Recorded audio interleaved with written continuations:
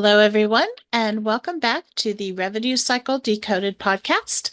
I'm your host, Gina Cornett, and we're talking about all things revenue cycle.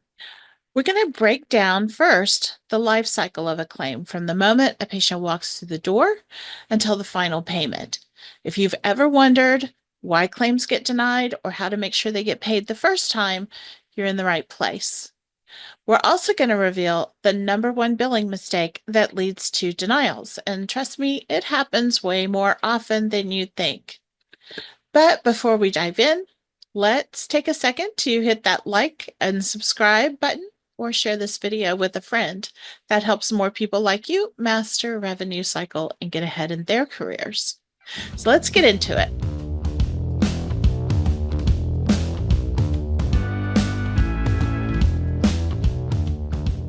The first stage in the life cycle of a claim is patient registration and insurance verification. It all starts before the patient even sees the provider. This is where a lot of problems begin.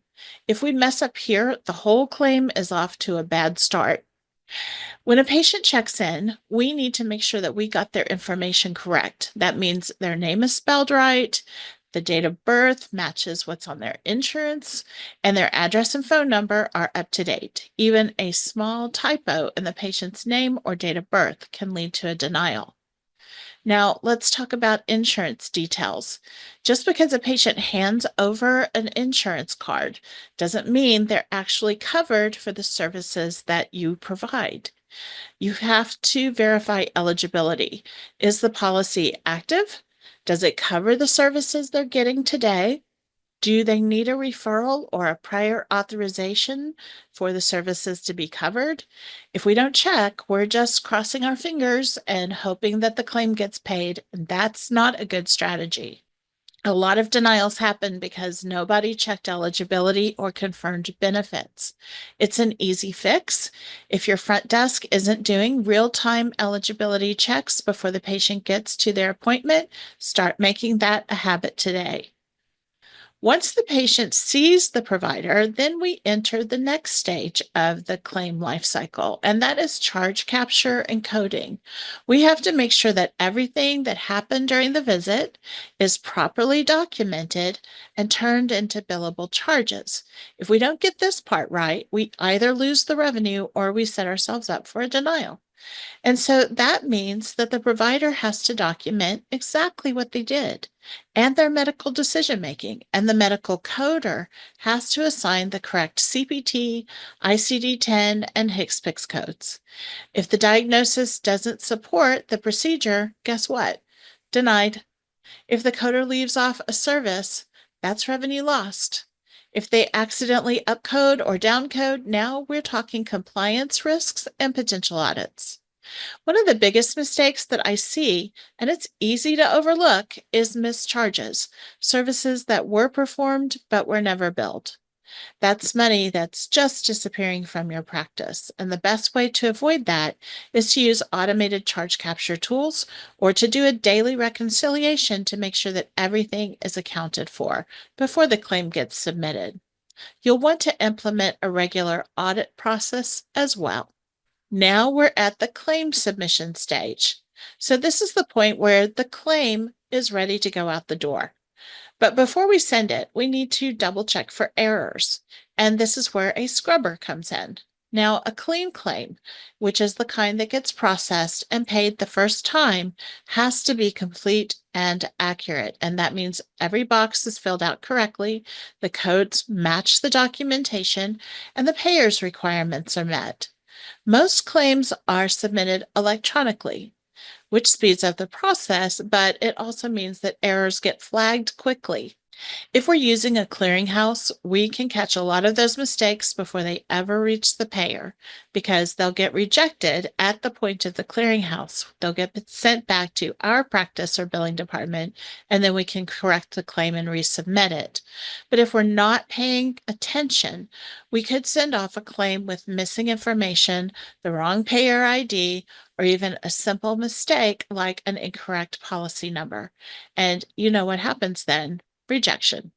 So another thing to watch out for is filing deadlines. Every payer has different rules, from a year to for Medicare claims to as little as 90 days for some of our commercial payers. So if you miss that window, that claim is gone and there's no second chance. Make sure you know the time frames and get those claims out on time. The next stage is payer processing and adjudication. Once the claim is sent, it is out of your hands and it's in the payer system. Now they're reviewing it to determine whether they'll pay, deny, or reduce the payment. First, they validate the details. They check the codes, the medical necessity, and whether the provider is in network. And most of this is going to be automated. Then they compare the charges against the contracted reimbursement rates and they determine what they will actually pay. If everything checks out, payment gets processed as expected. If something is off, the claim could be denied or sent back for corrections. One common issue here is medical necessity denials. If the diagnosis doesn't support the procedure, the payer won't pay. Here's an example. If we perform a skin repair procedure, but the primary diagnosis on the claim is hypertension, guess what? We didn't meet medical necessity for that procedure. Another issue is underpayments. Just because the payer processes the claim, it doesn't mean they're paying the correct amount. If we're not watching for underpayments and discrepancies, we could be leaving money on the table. And then there's coordination of benefits. If a patient has more than one insurance plan, then payers need to determine who pays first and who's on first, who's on second. And so if this isn't set up correctly, the claim would be delayed or denied. That's why having a solid denial management strategy is key. We can't just accept denials and write them off. In some cases, we do need to appeal and we need to track patterns in denials. We need to track patterns in payers as well, and then fix any issues at the root cause. Now, the next stage is payment posting and patient billing. Once the payer processes the claim, we receive an explanation of benefits or an EOB, or you may also hear it called a remittance advice or an ERA. And this will allow us to post the payments in the system. This is another step where mistakes can happen. If payments aren't posted correctly, we could end up with incorrect patient balances or misapplied funds or missing revenue. Now, often payment posting can be done electronically now rather than having to be a manual process into your practice management system. But at the same time, it's still important to reconcile and check for errors. At this stage, we also need to look for those underpayments. Just because the payer sent the check doesn't mean they paid the full amount that they should have. And if we don't catch those shortfalls, we're losing revenue without even realizing it. Then there's patient billing.